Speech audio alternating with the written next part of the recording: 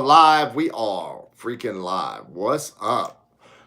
Big show for you today. Total disrespect. Man, you know I'm here for the drama. Brendan Schaub absolutely, completely crashed out on Ian Machado Garry today. UFC star Ian Machado Garry ahead of his UFC title fight against Islam Makhachev. Brendan Schaub let him have it. Brendan Schaub said he pees sitting down. Brendan Schaub says it's the worst interview he's ever seen in his life. Brendan Schaub says he wouldn't let him do PR.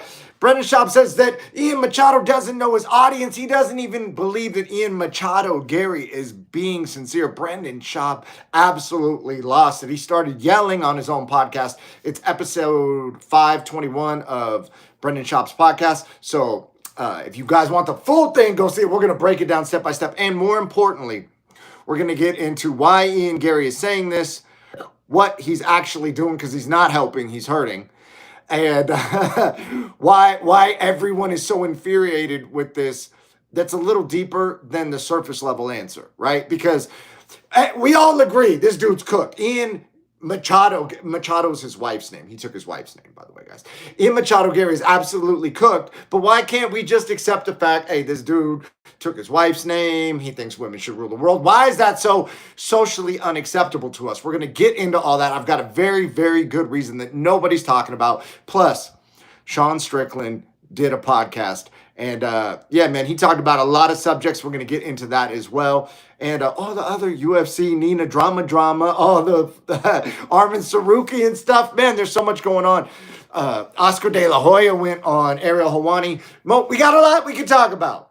I'm down to go wherever the chat goes right now. But first, we're going to get into Brendan Schaub crashing out completely on Ian Machado Garry. My name is King David MMA. I'll be your host for the evening. I'm a Brazilian Jiu-Jitsu black belt, a pro MMA champion. I coach at Extreme Couture. And when we're talking about celebrities, sometimes it comes up. My uncle was R.I.P. Hulk Hogan. He just passed away like a year and a day ago. So R.I.P. Hulkster. Man. And we're going to get into it right now. Let me check the chat real quick. John Dong says, what's up? What's up, John Dong? Josh Silva MMA. Brendan Schaub also pees sitting down. Dang, bro. Listen, guys, I get it. Everybody fucking goes in on Brendan Schaub. I actually like Brendan Schaub, which gets me a lot of crazy comments. I don't see the problem with the guy. And now, can we agree that, this is a good take? The guy had a good take for once? Or what? Even if you don't like him, which I do, I think he has some... I'll disagree with him on, who's going to win a fight, But I'm not out here saying everything he says is wrong or anything like that. And I see people in the comments that say that. I'm like, why is Brendan Schaub so controversial? And why does he upset people so much? I literally don't understand it. And if anything, even if you agree with all that, can we agree that, he threw Ian Garry under the bus? Maybe that's a good thing, right? So make sure you guys check out Studio Millions. I just pinned it in the chat. Studio Millions, man, they got process maps. They got everything, man. We put that together for gym owners who want to grow their gym without guesswork, without uncertainty, just step by step. Copy, paste, and profit. Send your coach to studiomillions.com. Also, I am currently sponsored by a dispensary in Vegas, so make sure you go peep them. It's called The Spot. If you're at the Palms, there's a tower called Palms Place. If you're facing the Palms Place tower, you just turn around, walk across the street, you're at the Spot, okay? Right now, if you're a new customer, you get 35% off, right? So if you go there with a G and you buy $1,000 worth of cabbage, lettuce, celery, broccoli, all that, you get $1,000 worth. They give you $350 back. You keep $350 in your pocket and the $1,000 worth of greenery that you just purchased. Then you get to spin the wheel and win more free shit. It's crazy. It's called The Spot. Tell them King David MMA sent you. Also, check out Fight Circus, home of the freak show fights. I heard a rumor. Fight Circus is coming back to Vegas. I heard it's going to be crazier than ever. I'm not just saying that to hype it up. I'm talking the last time they were at the Palms. This time, they're at a mega casino in a mega venue. It's even bigger. It's growing. The fights are going to be crazy. The stars are going to be crazier. Last time we had Gabby Garcia. We had Mayhem Miller. We had Oscar from the Mac Life. We had all kinds of people at Fight Circus this time. When you hear what they're going to announce, make sure you follow Fight Circus on Instagram. All right, guys, let's get right into it. So Ian Garry recently went on a podcast, and Brendan Schaub has a podcast of his own. And Ian had the absolute worst takes in the world. I made a video about it. Now Brendan Schaub made a video, but Brendan crashed the fuck out. He's screaming at the camera. And I'm a highly animated guy. So this might come across as me screaming, but this is me just speaking. I'm passionate. Brendan Schaub's a little bit more reserved. So to get him to crash out, he was like fired up, like getting out of his chair, like, bro, God, dog, what's wrong with this guy? Fired up. I love to see it. I love to see people being passionate about what they believe in, right? So some of the stuff that Brendan Schaub said about Ian Garry is that, first of all, Ian has signed with Eddie Hearn, who's beefing with Dana White. And Eddie Hearn is a boxing promoter, claims that Dana White is stealing his people. So Eddie Hearn went and started managing Tom Aspinall. Now he's managing Ian Garry. And Brendan Schaub says that there's no way Eddie Hearn could be involved in this. Right? Like, dude, he couldn't have co-signed for this. He's a smart guy. Why would he allow this to happen? Brendan Schaub believes that Ian Machado Garry's wife is behind all this. So he believes she's the driving force between the types of podcasts he's doing, because he's not going on hopping on a Zoom call with MMA Guru. He's not going into the studio with Ariel Helwani. He's not doing any of that. He's going on these like sad, feminine dude podcasts. You know what I'm saying? And so Ian's out here not going on the podcasts that are his target demographic. They're not fans of fights. They're fans of like talking about feelings. And like Ian said something to the effect of like, the more feminine Ian gets, the more masculine he feels, because the real masculinity is femininity, or some shit like that's how cooked the guy is. And then these dudes are sitting back with their legs crossed over each other, crisscross applesauce, you know what I'm saying? Crossed at the knees with their fucking toes and their socks showing, like their toes pointed and then their socks showing. You know the look, right? With the pant leg, and then they got like socks showing, and then they're sitting with their legs crossed, and they're like, oh, this is so refreshing just to hear someone just talk about femininity and masculinity in the way that it's cooked. Right? It's absolutely cooked. And so I was wondering if Brendan was going to touch on this. And he went in. So he said he won't even call him Ian Machado Garry anymore, because Machado's his wife's name. So he's only calling him Ian Garry, despite Ian's wishes. Ian wants to be respected as a man who took his wife's name. And Brendan Schaub's disrespecting the man's wishes and calling him Ian Garry without the Machado. Come on, man. Like, what? Could we have a better situation popping off right now than Ian Garry taking his wife's name, saying the more feminine he is, the more masculine he is? Like, this is, although he's absolutely cooked, and we can all agree on that. It's fun to just throw the guy under the bus, right? Brendan Schaub said it's the worst interview he's ever seen. He said, it was so bad that it's turning everyone off from watching the fight. He says that out of anybody in the UFC promoting a fight, the only person he would recommend don't promote a fight is Ian Garry. He says, Ian, don't do any PR. He says that his wife is controlling him. Oh, man. When Ian was talking about that women should rule the world, and everybody, it's just facts. It's facts that women should rule the world. It's just, the world would be just such a better place if women. It's like, bro, that argument doesn't even stand up, right? Because who would enforce anything? Oh, well, the women would get men to do it. Well, then what if the men didn't want to do it? Who would make them? Well, they would get other men to do it. Well, then who would make those men? Like, well, what if these men don't want to do it, and then they just overthrow the men that want to, and now these men are in charge? Who's going to get those men out of power? It's just so logically flawed that it can't even be a fucking real argument, but he's out here living in fucking fantasy land with a bunch of dudes sitting with their socks showing. You know what I mean? And just like, oh, that's so refreshing. Oh, yeah. You're vegan. Oh, me too. Oh, yeah. Just these meat eaters, and they're carbon footprint. Like, you know what I'm saying? They're just over here just circle jerking each other with catchphrases, right? So anyway, Brendan also went on and he threw Kamala Harris under the bus. He threw Hillary Clinton under the bus. He said, man, have you seen these women? They're leaders, right? Trying to be. It's not a good look. And he told Ian that he should do some research. He went in, bro. He went in, right? In fact, Brendan Schaub even said that he didn't agree with people telling LeBron James to shut up and dribble. He said, man, he's a person. He can express his beliefs. He never agreed with shut up and dribble until he saw Ian Garry talk, or Ian Garry, as Brendan likes to call him. You know what I mean? Says he's pissed and sitting down. He said, Ian, you're a gay man. He called him a gay man, guys. Guys, he went in. So anyways, I'm having a lot of fun watching everybody fucking cook this dork, right? But the guy can fucking fight. That's the problem, right? He can fight. So we're kind of stuck with him. If he couldn't fight, maybe he'd be out of the UFC, right?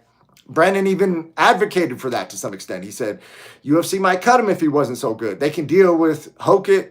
They can deal with Strickland. They can deal with Bryce Mitchell. They cannot deal with Ian Garry, except for the fact that Ian is like top 2 in the world. So we're stuck with him for the time being, but at least he's allowing us to have some fun. Let me read the chat real quick. Let me read the chat. I'm getting my 500 daily kicks while listening to King David stream. There we go, bro. 500 kicks. Let's freaking go, dog. You're going to have some conditioned shin soon if you don't have them already. And people are like, bro, when you kick or you check, how are your shins so fucking solid, dog? And I'm like, I kick the bag, bro. And they're like, what? Don't you roll them out with... Dude, so you should kick, just as a general rule for anybody watching. People are like, oh, I got to roll my shins out. Dude, the reason you roll your shins is because you've kicked so much that you have bumps and bruises and like hematomas and swelling on your shins. And then that roll is to roll that out and flatten your shin back out, right? The conditioning isn't from just the rolling. The conditioning is from the impact. And then the roll is to get all those bumps. Because if you've kicked enough, you know sometimes clashing against things, you get a very painful, like swelling, like a bump. And then you could roll it out. It sucks to roll that. It's painful.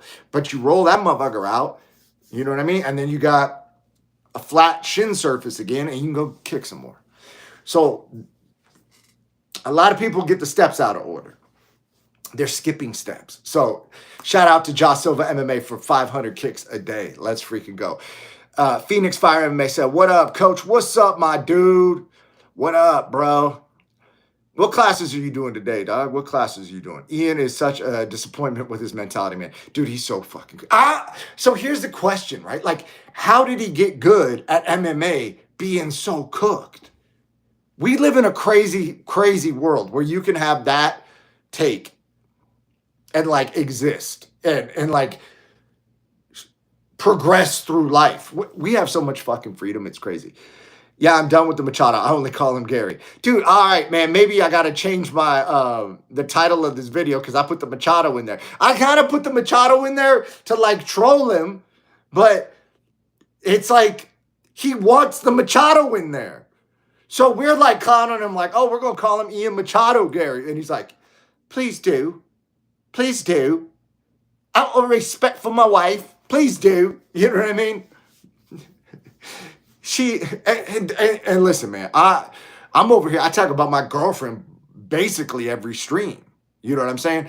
But I'm not saying that like women should rule the world because my wife told me to. You know what I'm saying? Like what, bro? Create like an opinion. Why? Okay, make the counter argument against that in your head before you start saying it.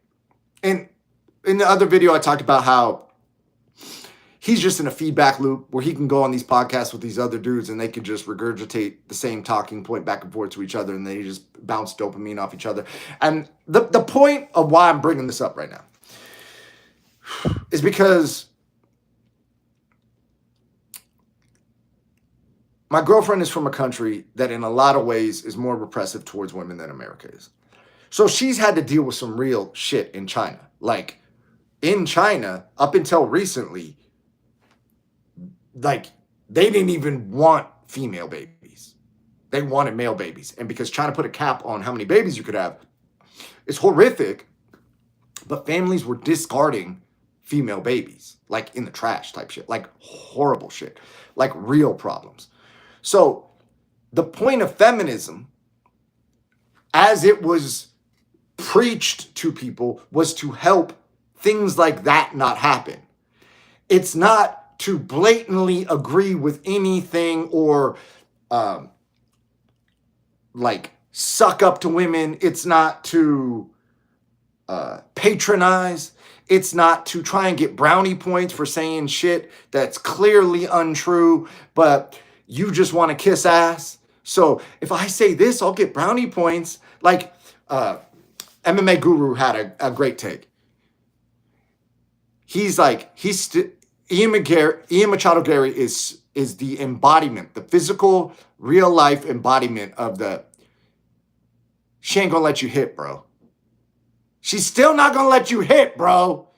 Dog, you could do all that bullshit, patronize it, like kissing ass, regurgitating of the meme, all that. Oh yeah, you know, women are so much stronger than men, and women, what, he can do it all. She still ain't gonna let you hit, bro. And so I think that's where Ian's at with his wife. She still ain't gonna respect you, bro. She's got her ex-husband living with you, bro. Another man's kids and their father, him with his children and his wife, who he had the kids with, is living in your house, bro. And you're calling her wife, bro. And you're doing whatever she says, bro. And you're going on these podcasts and you're saying dumb shit that with any amount of thought beyond the statement will be clearly untrue and stupid. And you're just saying it as a means of like kissing up to this lady who's absolutely punking you to the outside observer. Maybe he's running shit at home, and maybe, I don't know, man, maybe he's into both sides, and then the dude moved in, and maybe they're doing some shit that we don't even know about, and maybe he likes it. And maybe that's how he gets down, right? And in today's society, that's something that we're not going to even discuss judging. But maybe that's what he's up to, right? So we're all thinking he's getting punked. Maybe he wants the dude there. Maybe that's his thing, you know? But to go on here with these crazy ass takes is kind of wild, man. So Ian's cooked. And if he had any secondary thought beyond just the statement that he was given to say through society or through his wife or whoever put that thought into his head and he just blindly agrees with it, if he had any thought beyond that, he would see that that type of thinking can't actually work in any real situation or has never worked ever. And just the second that that was trying to be enacted, it would have to be enacted via men. And it's like at every stage of the argument, it's fucking wrong. So anyway, Schaub actually believes that Ian Garry doesn't believe this bullshit. And I believe that Ian Garry thinks he believes this bullshit. Like he thinks that he's like, it's almost like a dude coming out of the closet and now he's like being flamboyant because he's been repressing his wishes so long or whatever, right? Or like if you've ever had somebody in your life that got off, let's say they stopped smoking weed, right? But they didn't fix the stuff that was causing, like the whatever they were doing to feel that they had to stop smoking weed because it was a problem in their life. They didn't fix the causation, like the inability to deal with stress, so they use weed to cope. Like, and now I know a lot of people are super successful, smoke weed all the time, whatever, right? I know I got millionaires in my family that blaze. Okay, I'm not going to put him on blast because it's the legality in different states is different, right? But anyway, we're not going to get into that. The point of what I'm saying is, oftentimes when people stop things for the wrong reason, they bounce back, right? They repress it without solving it, and then they, right? So it's almost like Ian Garry wanted to be an emotional dude like his whole life, and for whatever reason he felt he had to repress it, and now he's got like this free pass to go on these podcasts and be emotional, and now he's like just saying the fucking stupidest shit ever, and he's like overdoing it almost, like they're trying to out gay each other, like he's crying at Frozen. Schaub's roasting him about that. I've never seen Frozen.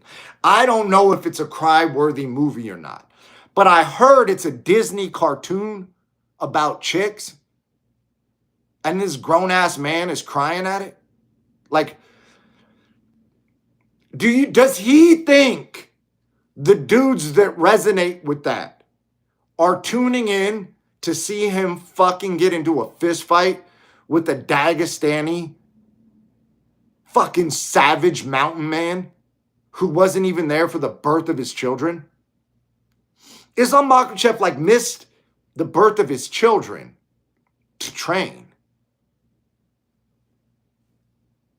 Like why I need to go be with her? She is a woman. She have make baby. And what I need to be there for? I see them 1-2 years. I go back. After fight, I go back maybe. See them. Hello, I am father. I go back. I go home. I go train more. AKA DC Habib. You know what I'm saying? That's who he's fighting. And then so anyways, Ian's lost the plot. I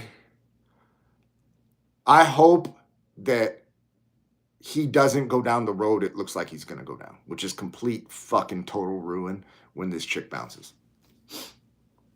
I hope she doesn't bounce. I hope they fucking have a happy life together. Like, but guys, we've all seen it. A dude gets too invested.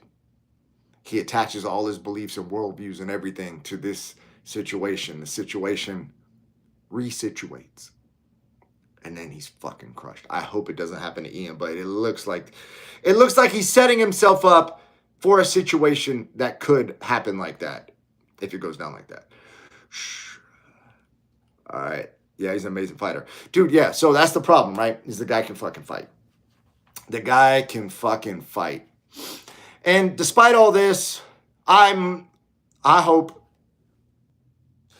part of me was hoping that Ian would win so we could see him say something stupid to Strickland and then potentially have a 185-pound fight where Machado or Ian Garry goes up to fight. But that's not going to ever happen. I'm rooting for Makhachev. Brendan Schaub's rooting for Ian Garry because he says Makhachev and the people from that area of the world don't fight enough. Dude, I'm kind of done with it now. What have we been on here? 20 minutes?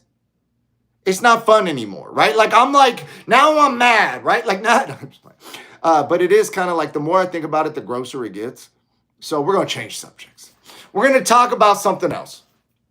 We had our fun. We threw Ian Garry under the bus. If you want to see more of it, Brendan Schaub, episode 521. Brendan cooks him as well. Also, MMA Guru cooked him. If you guys want to see him get cooked by every sensible person on the planet, there's a whole list of people that are cooking him right now. So shout out to Ian Garry. Thank you for providing us with a fucking fun beginning to this live. Yeah, and then Strickland went in on a podcast. Strickland went on this podcast. And Strickland got deep. Strickland, I haven't seen the whole podcast yet. I'm going to watch it tomorrow. I'm probably going to watch it at 2x speed so I can watch the whole thing. That way we can talk about it in depth because I like to talk about things that I actually have awareness of. And so I have seen some clips. One of the clips being that Strickland says that the UFC fighter pay is predatory and that fighters do not get paid enough. Being like, let's say you got paid 20 G's to fight in America. Well, now you paid your manager, you paid your coaches, you paid your taxes, and you got $6 or $7 grand. And you got to live off that. You got to live off that until they give you another fight. That's barely like live onable.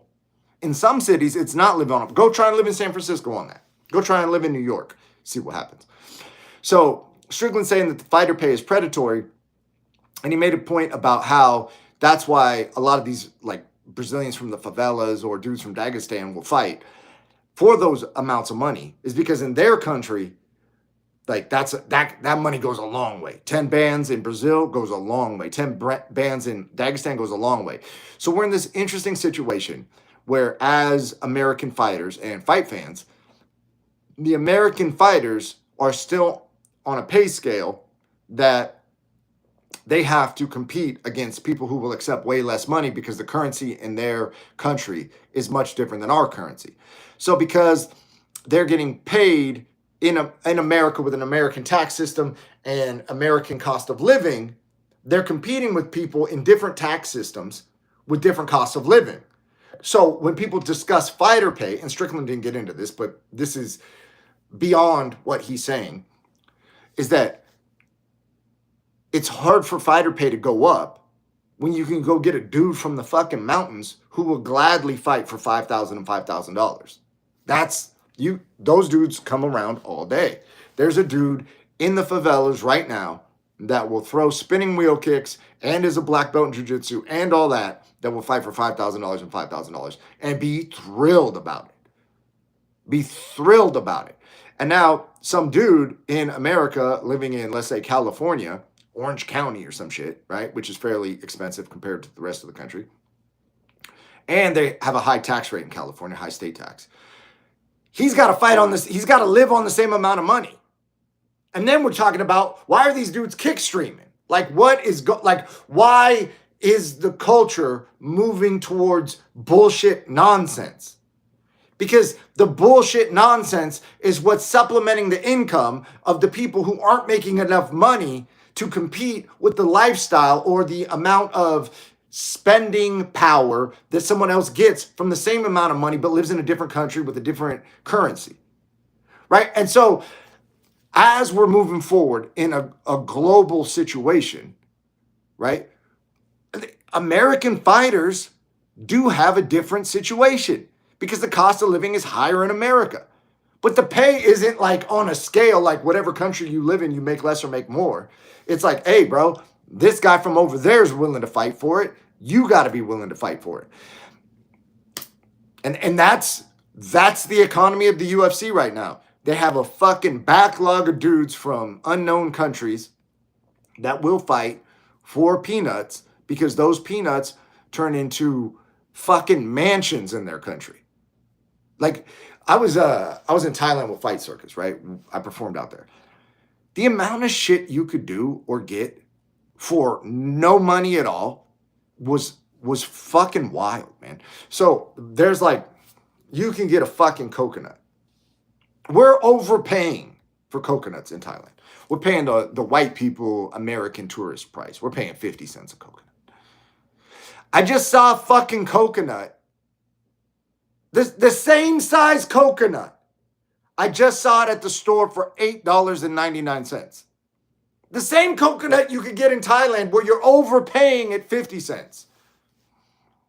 And so like, dude, we were out there. We were staying. We had a pool front suite, meaning the fucking sliding glass door of our hotel room opened into the fucking pool. So our balcony was part balcony and then like directly into the pool, like almost like a beach vibe, right? Like the how far the dollar goes in these countries, unless you've been there, is fucking incredible.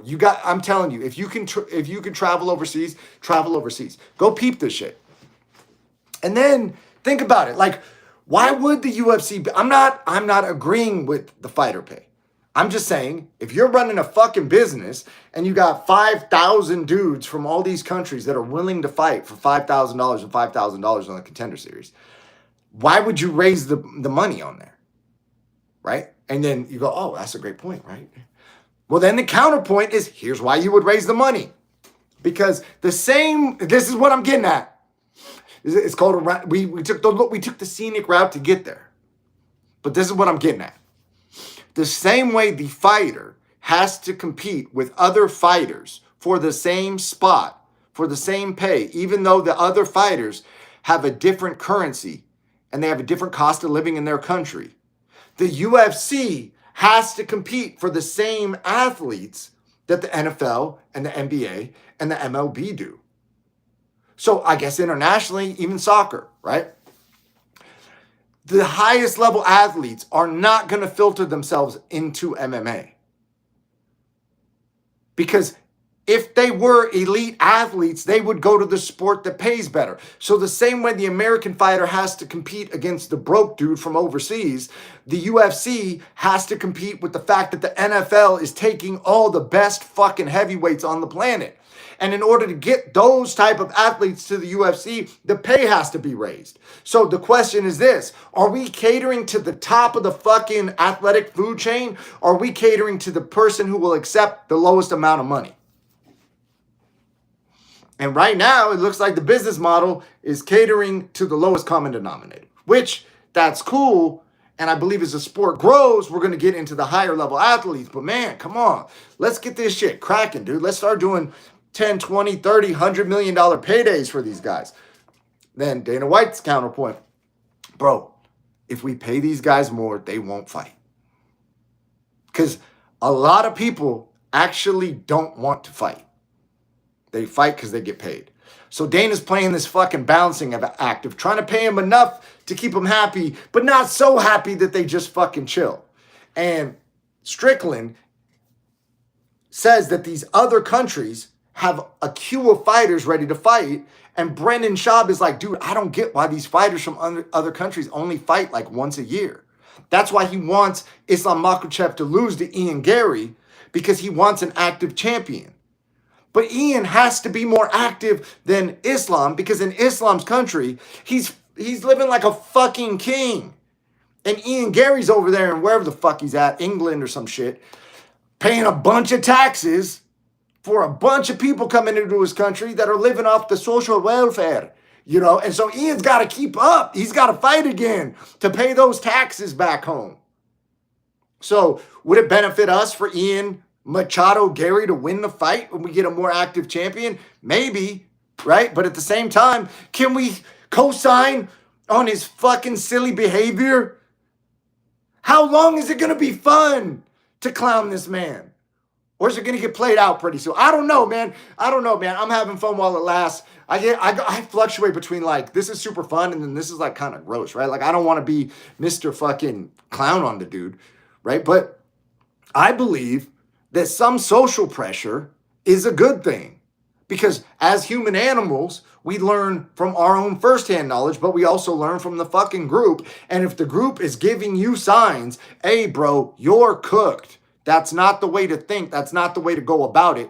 None of us want to hear that bullshit. You're wrong. Your argument breaks down. And if he can be open to that feedback, he can improve his fucking worldview. And then we can all operate in something closer to the truth that benefits everybody.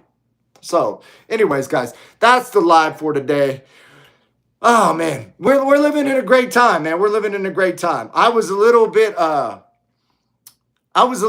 like, man, Conor hurt his knee. The UFC White House is over. What are we going to talk about moving forward? And then Ian Garry pops out. And now I'm going to go watch De La Hoya on Ariel Helwani, because I know he's going to go in on Dana White. And we got more beef to discuss tomorrow. I love you guys. Make sure you have notifications on. Bang that bell and set notifications to all, because I go live at random ass times. Anyways, guys,